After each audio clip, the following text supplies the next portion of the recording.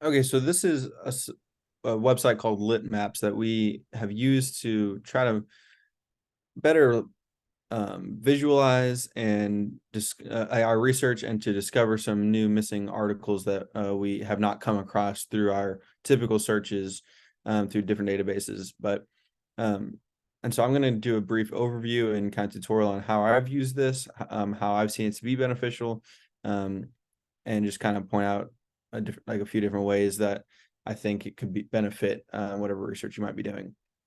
So when you open up Litmaps, you'll make an account and then you'll come up to this page and you'll see that it has tutorial videos here that they've provided. And I think those are great, but I think it, they aren't always the most practical about how you would end up actually using it. It just shows all the possibilities that, and some of those I've not really found to be as effective or as like valuable as they kind of advertise.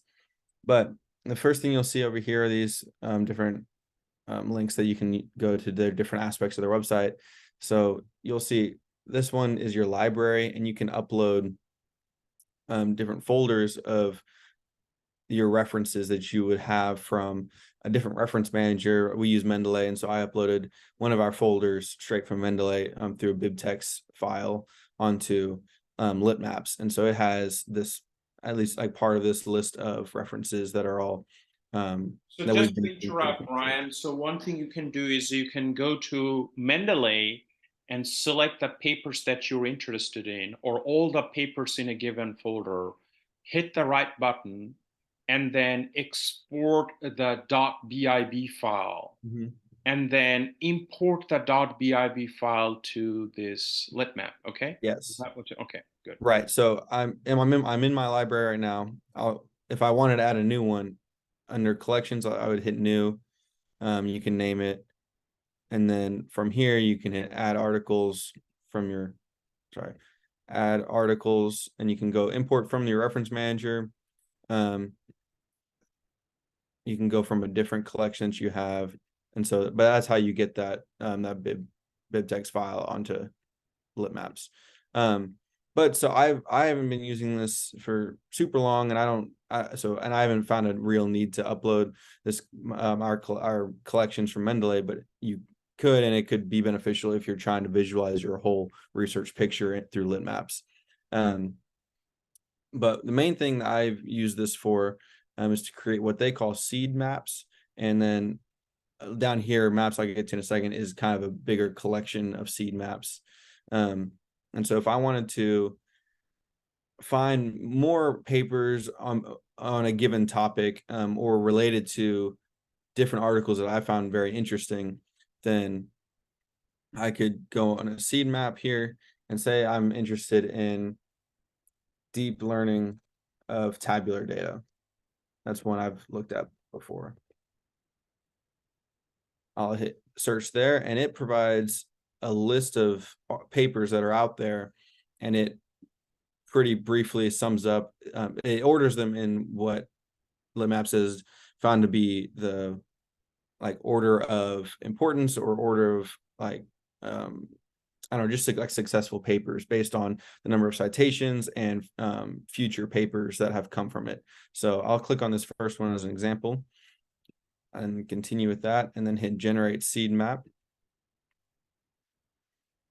And it's loading here, and it's creating up, which you'll see in a second, this diagram. And so each of these dots represents a paper that's out there that has been published, and the orange ones you can see are from our or are also found in our tabular collection that was in my library we're just looking at. The gray ones are papers that I have not saved yet, or at least I have not saved in Litmaps in my library. You'll see the blue one with the little plant diagram on it is the paper that I formulated this seed map around. So that's our seed paper for this one. All the papers to the left are past papers, like papers older than our seed paper. All the ones to the right are papers that are newer than the seed paper. You'll see the dates are also listed with each of these papers. Um, and it has our little key, like the diagram for the axes down here. These lines connect all the papers on the seed map. And so the lines to the left of our seed paper are papers that our seed paper referenced in its creation. Then the lines to the right that are linking down to these papers are all future papers of this seed paper. So these 4 papers all referenced this paper. That And so means your seed paper is fairly new and it doesn't have much papers citing the seed paper. correct. So this is a paper that we would maybe look at if it was new, and just to see if there was something else that is brand new that had referenced it that is along the same lines as our research. And we could look at this and see that there's not much out there. And so that would kind of help confirm that we are up to date on our research. But if we went to go back and look at a paper like Chen 2016. So let's make a scenario. So the ones in orange color are the papers that we already have in our folder, but the ones in black circle are not. So let's assume that there is a paper Eric 2019, and that paper looks interesting because I can look at its title here with hovering the icon on top of that, right? Correct. And I got interested about this paper, and I would like to import this paper to my Litmap folder. Okay. How am I going to do that? So you click on that, and you can either add it to your collection, which would go straight to your library. So I can click that, add to tabular, that example collection I formulated, or start a new one. You could generate its own seed map if you were really interested in that one, and that pops up in a new window. You can see it formulating that here. And so this is a new seed map based on that Eric 2019 paper. If we go So back that way, we will less likely to miss out important papers in the network. Correct. Right. And you can move these around if you're looking at a seed map and you want to kind of put papers that you're interested together, you can bring them over here and kind of clump them together a little bit. But it kind of disrupts your organization as far as like the timeline of these papers and everything. So I tend to not mess with that as much because I haven't been using this to organize my thoughts as much as I have to see what's been out there. So now let's say we have gotten a few new papers imported to the collection folder, right? And once you have it a collection folder, how would you export the collection folder? Same as .bib? Yeah. So I'm looking at here, this tabular folder I have. Let's see. I don't know if I have an option to I can download it here maybe. I don't know if it gives me the option to download the entire folder or like export the entire folder. But maybe if I select these papers, all of these, when you're looking at your collection, you can highlight all of these papers if you want to export the entire folder. Hit this export button, and then you can select the format of the file you want to export. So we can do a .bib file and then download that. Cool. So in that way, we can have the same .bib file that can be taken back and forth between Litmap and Mendeley. Yes. Right? So for archiving and organizing and managing purposes, Mendeley is the tool. But if you want to explore the literature, you want to do some additional search, we recommend that you use Litmaps and you enrich your collection by using Litmaps and then take it back to Mendeley for archiving. Absolutely.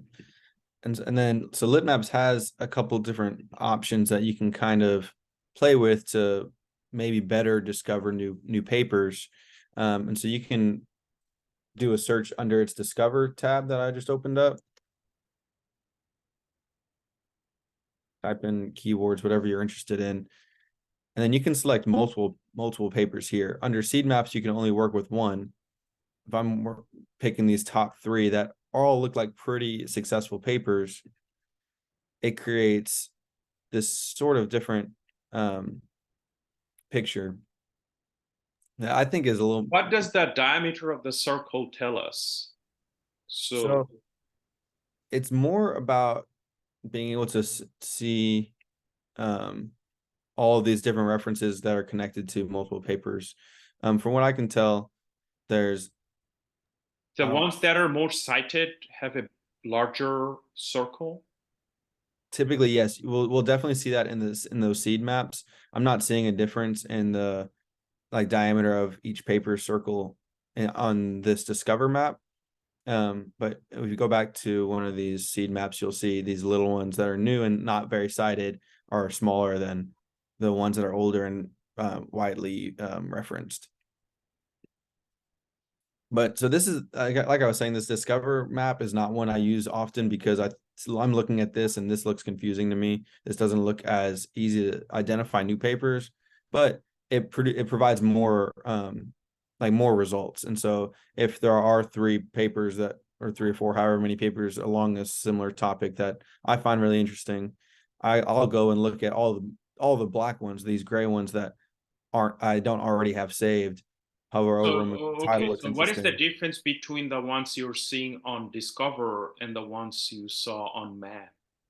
Right. So I don't think there's a difference in the papers that are produced. I think it might produce more papers that are related to the three versus just one. It provides more papers in general because we're looking at three different papers. But I So think if these we are need to all, do more rigorous search, you recommend we should use Discover or I Map? would say probably because so the other thing that we're looking at in here are that all the papers on the outside are future papers. I think maybe that's not true. No, these are old Yeah, papers. these are old. Right. So So the like ones that are on the right, those are future papers, 2023. You see it? these are, yeah, okay. So it is still organized in time across here related to Yeah, the it's time. So as you go clockwise, if you go clockwise, you're going from older papers to future papers, right. right? So at let's say 11 o'clock or 10 o'clock point, you have the Chen 2016 paper. And as you go clockwise all the way to 4 o'clock, you have the Schwarzschild paper 2023. Right. Right? So that kind of gives you some sort of time print, time stamps. It does to an extent. And this is kind of why I haven't used this one often because you'll see like it's not exact because this Chen 2016 then goes to 2014, 2015. It doesn't like the timeline for the Discover doesn't help me as much as I found the seed maps to be as clearer and I think more helpful in producing a visualization of future papers that I haven't found yet. Did we cover seed? Yes, those the We seed covered maps are the seed. ones you were just Yes. doing. That's Yes. these. Thank you. So I like these. I prefer seed maps over the Discover one. Okay. And then when you click on map, these are like you can find like your seed maps that you've liked. You can save them and they show up in the map tab over here.